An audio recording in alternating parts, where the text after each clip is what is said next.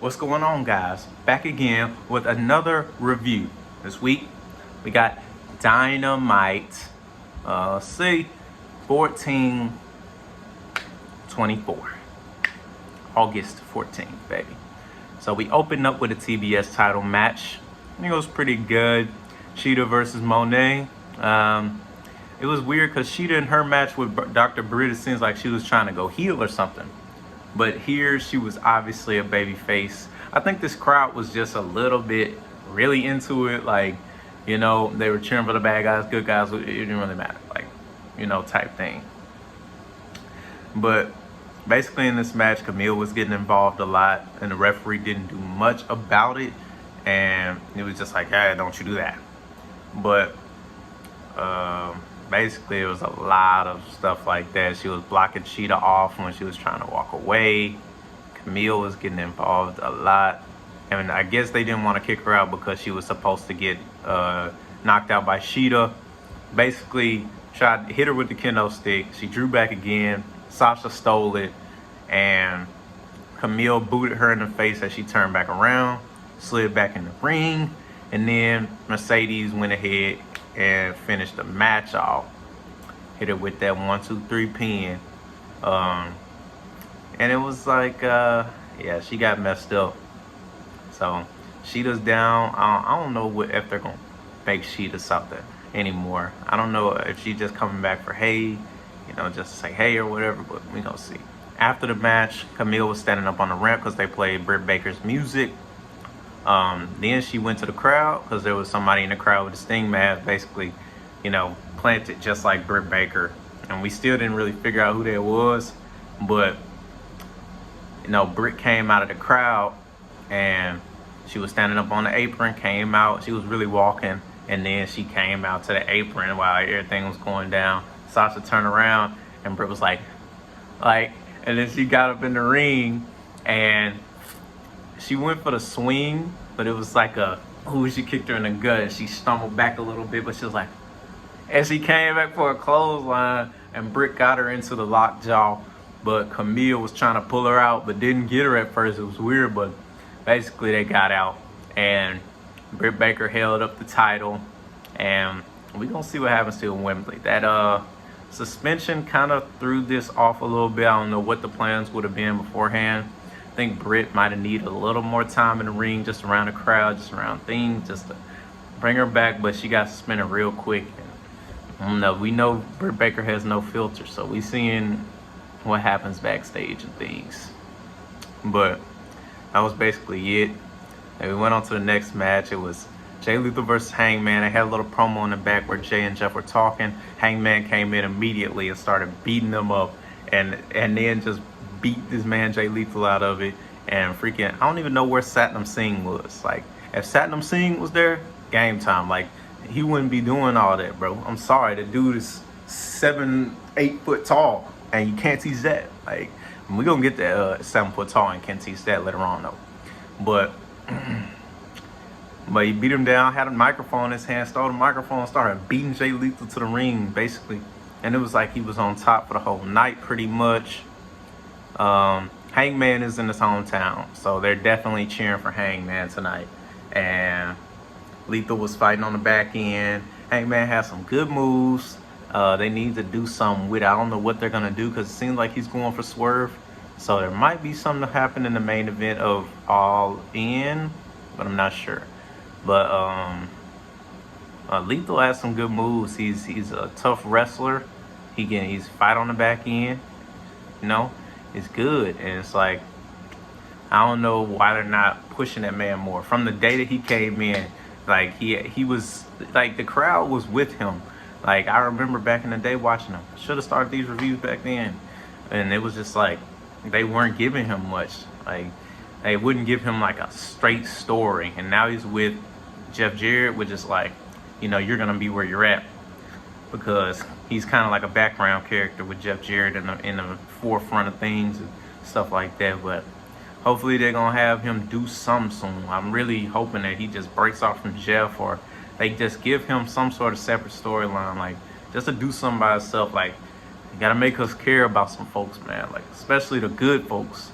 I'm gonna get about good folks a little bit later on too, but basically, Jay Lethal was on the back end the whole match. He would get a couple moves, but basically in the end, Lethal Lethal got caught with a doggone discus clothesline from Hangman. He went to the outside. Hangman slicked his hair back and went ahead and hit him with that buckshot lariat for the win. So it was kind of like a go ahead and break him down match, but he attacked him at the start.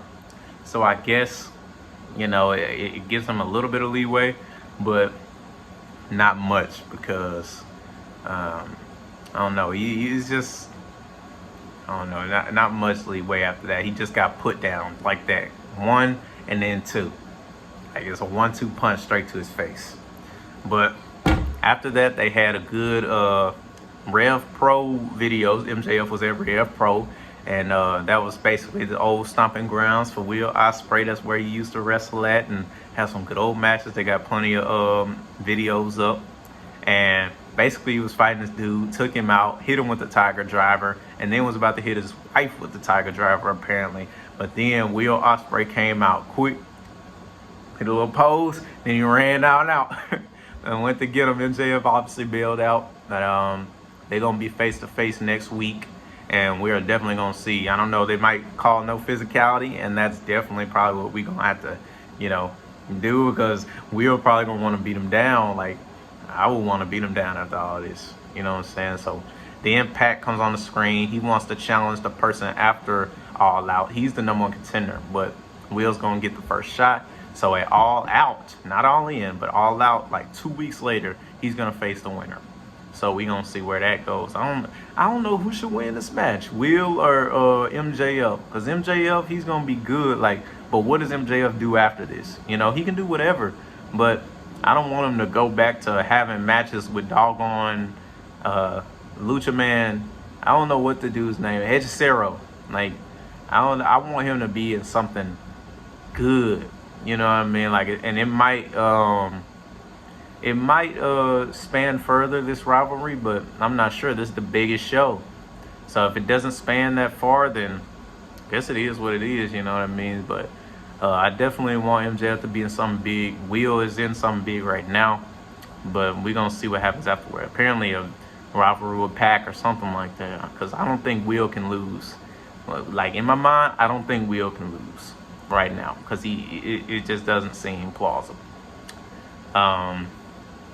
Darby had a promo called Jungle Boy Child.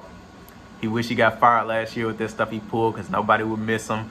Jungle Boy was garbage. He said, I was on the independent scene saying I didn't know what AEW was, but I saw Jungle Boy Jack Perry got signed.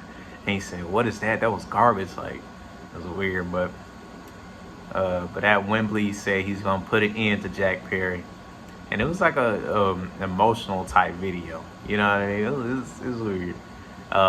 But then Darby came out right after where I was like, okay, they're bringing Darby out, right after that, and they doing what they got to do, having a match. But no, Jack Perry came running up the ramp from somewhere and kneed him in the freaking face.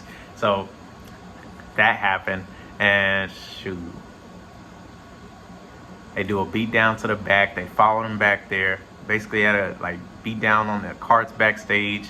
It was like this falling down door, and it went down on him, on Darby. He threw him into it at first, it was like a clothesline. Fell down, he was laying up. He shut it on him, and he hooked it down. And Darby was stuck under the thing. And Jack was about to push a crate his head was right here. Basically, I'm laying like this. My head's like that. He was about to push the car right on top of his head, but the security stopped him. And he said, Darby, do you want to end this? Let's end this. He said, you want to be a sacrifice. That's his whole thing, a sacrifice. And he said he wants a coffin match. So it's going to be a coffin match, Darby versus Jack Perry at Wembley. It's going to be an interesting match.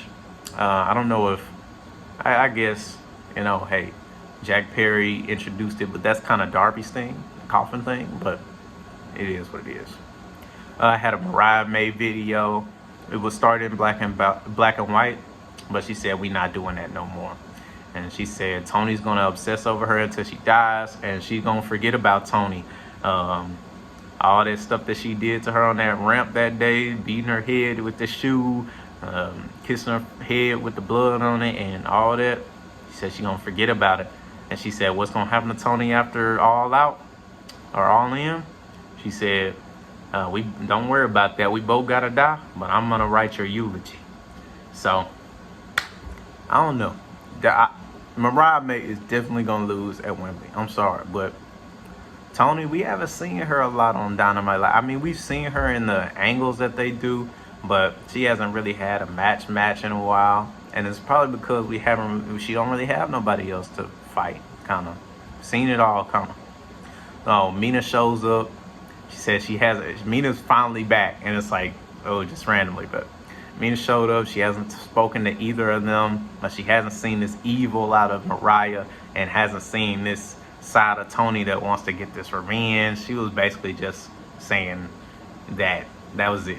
There wasn't really anything crazy going on. But OC came out for the triple threat. The winner gets the first pick in the Wembley gauntlet match. And first pick wise because the match can end at any time. So basically you would want to be number one so you can go ahead and get that win out the way. But Kyle, Roderick Strong, and Orange Cassidy, and it was a triple threat. It went long. It went for a long time.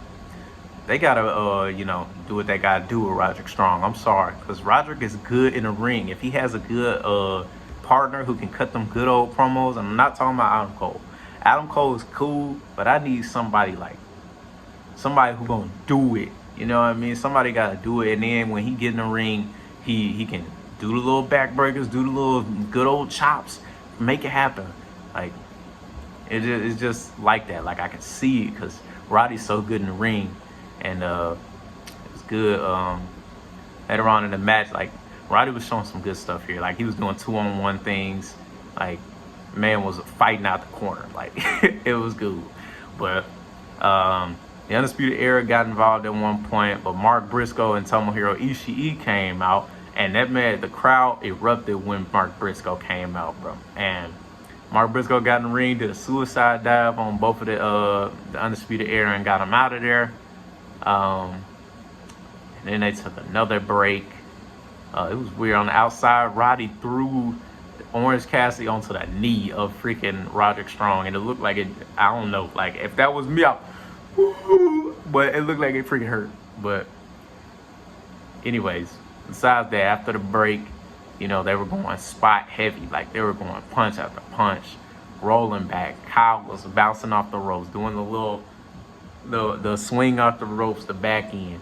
And he came back, hit Roddy. It was like just a crazy exchanges. But it was different because at one point, like, Kyle and Roderick Strong did like a double team move. Like, Kyle went low and Roddy went high with a clothesline, like, and then Kyle rolled through on the legs of Orange Cassidy, and they both went for the pin but couldn't do it. After that, they all kind of got up. Roderick was going for a move, but Orange Cassidy pushed him out the way, and it's like the man's still trying to protect the dude after the man just got double teamed. And let's see, after that, like, Roderick Strong, he got caught in like an arm bar from Kyle O'Reilly, and Kyle was trying to push it back. He was pulling it, doing whatever he could, and then Orange Cassidy came from behind and got the quick roll-up pin on Kyle in 1, 2, 3. And I think all of them are still gonna be in the match. It was just for the first pick or the first person in the match, so that was good. But Kyle was real angry after the match, though, but he still was a good sportsmanship and raised his hand. It was bad. So I really hope they give Kyle something too, because maybe he can just go with Mark Briscoe. They just do something with that, like have him trying to motivate him or something. Like, because after coming back from that freaking injury, the fans should have been on his side, bro. Like, it's crazy. But they had a face-to-face with Okada and Claudio. And it was crazy. Like, they had Claudio cut a little good babyface promo. Then, Okada was trying to be all funny, talking about, hey, look at me, I'm the man. Like, I'm a 4-time G1 winner, so good luck, bish. Like, I was like, okay, he's saying that's his catchphrase now. But so then after that, Claudio was like, "Who? I want the real Okada. I want the 4-time G1 win. I want the man. I want this and this and that." Like, and I was like, "Yeah, Claudio, okay." And then he was like, "You got 99 problems, and this bitch is gonna be number one." Yeah, boy. Hey, I like that. Hey, check that out. Like that. If you guys wanna check that out, my boy Claudio, he was good on that one. I like that. But then after that, Christian had a promo. He was on Collision, and he basically had like a double count out. He counted them both out to 10 when they both couldn't get up, and he called the matchup. So basically, we're gonna see who is gonna face them.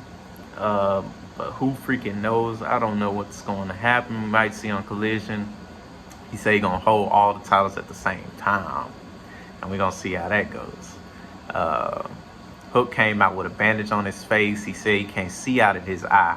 He had like a little interview with Tony Schiavone in the ring, and he said he wants to fight Chris right now. He said he couldn't even see out the eye. This is what you did, so I want to fight you right now.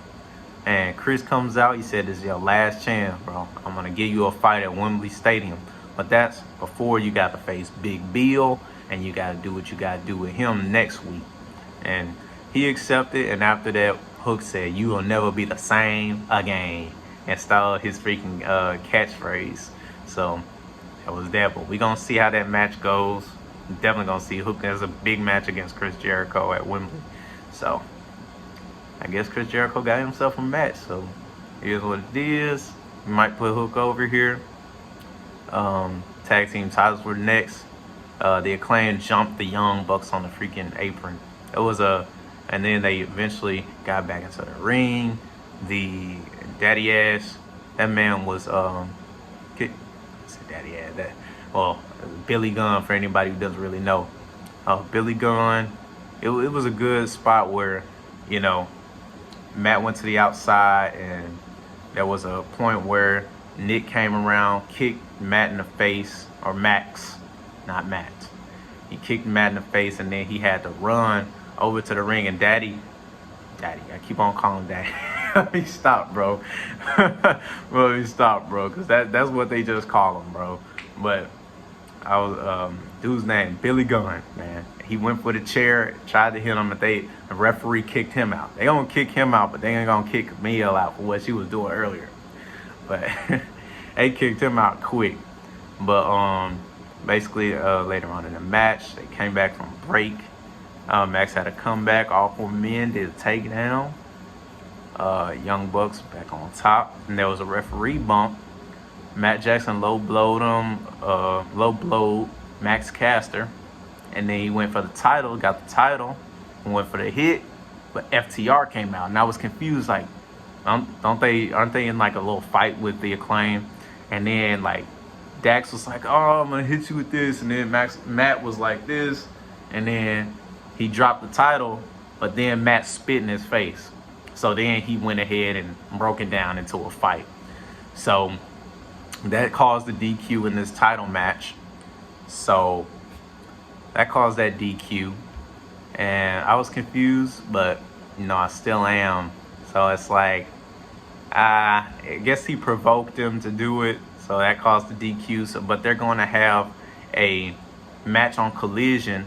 It's going to be like a 1 or 2-on-2, Acclaim versus FTR, and whoever wins that's going to be the number 1 contender. Christopher Daniels came on with Renee on the screen and said that. So they had a package for Brian. You guys got to see this package. This is probably the greatest package that I've ever seen out of AEW. Like, I never really talked about a package like that, but it's good. Like, but hope you had the time of your life, all that. Like, if this is really the end for Brian, like, this is a good clip and a showcase that he has a great career. Like, he had a great career. It was crazy. Like, you guys got to see it. Let's go look at it. And it was the main event, Brian and Yuta. And basically, you know, Yuta was trying to jump him, but it was like basically Swerve on the front end the whole time. And Yuta would get, I mean, I would say that about a lot of matches. Like, he would get some stuff here and there, but this was like he didn't get nothing until like 2 seconds later. Like, crazy. But yeah, okay. I'm getting a text message right now, but Swerve, he was on top. Brown was trying to motivate Wheeler, but it wasn't working. And they basically he was trying to coach him up. He wasn't really worried about Wembley. He was trying to coach Yuta, like, this is your chance, like, this is what you got to do. Swerve got caught by the Danielson kicks, but he reversed. Yuta was trying to stay on top. Like, in the later going, he was started to get some comeback in. He was trying to do Bryan Danielson's cat mutilation. He was trying to do anything he could, bro. It was just not working. He went for the Danielson elbows, got those elbows in, and then went for the seat belt, but Swerve got out of it. Then they got back up. Yuta slapped him, but Swerve got up smiling. Then he just started no-selling all of Wheeler's stuff. Like, he was doing everything he could. Doing all he could. But it was just not working. Swerve was no-selling. He was doing whatever it took. But then, like, Yuta was trying to punch back, bounce off the ropes, come back. Yuta, and then Swerve hit him with a doggone headbutt right to the freaking chin. And then Yuta went down. And this was just it. Like, Yuta got hit with 3 house calls. Like, it was like, Swerve, whose house? Swerve's house. Boom. And then he picked him back up. Whose house? Swerve's house. Boom. Got him right back up again. What's up? Boom. Hit him with 3 of them. And basically, he went for the Bryan Danielson kicks too. Had his hands up, stomping him in the face. And stomped him in the face, and then after that he got on top of him and started punching him right in the jaw, and the referee just had to call it because, you know, Wheeler was knocked out at that point. So then at that point, obviously Bryan Danielson got involved. He ran inside the ring, but Swerve ran off. He cut a promo and said that was an example about what I'm going to do to you at Wembley Stadium. And he said his daughter's going to watch him retire, and he's going to cripple him. And basically, they were talking about how, look, crippling the business, like, you don't talk about crippling me, like, you taking away my whole career. You taking away my life, my style, everything. Like, that's dangerous, especially for Bryan Danielson, who already has neck problems, stuff like that. And Swerve, he was all the way up on the ramp. Like, he was acting like he was gone. And Bryan turned around, and Swerve ran back as quick as possible and hit him with a doggone kick in the head. And it was like Swerve's house call, kicked him right in the freaking face. And he got back up and started doing the yes chants, like, yes, yes, yes. But we gonna see. That's how Dynamite went off the freaking air, guys. And I think it was cool. I think it was a good Dynamite this week. It's interesting. Got a lot of things going on. A lot of things need some build. A lot of people need a little extra. But that was it for this time, guys. If you guys enjoyed, click that like button, subscribe. It was a good episode. Hope you guys are enjoying these videos. Last week before school's coming up this week. This is and the last Dynamite before Wembley. So this is gonna be an interesting Dynamite next week, guys. So make sure y'all tune in. I'm gonna see y'all soon. God bless you guys. Hope you guys are doing well in y'all life. I'm definitely doing what I gotta do, trying to do what I gotta do, guys, to make it happen, make these videos come on faster, and just get better quality, better everything like that. Trying to do that. So hope you guys enjoy. And see y'all soon in the next one. Love y'all. Bye-bye.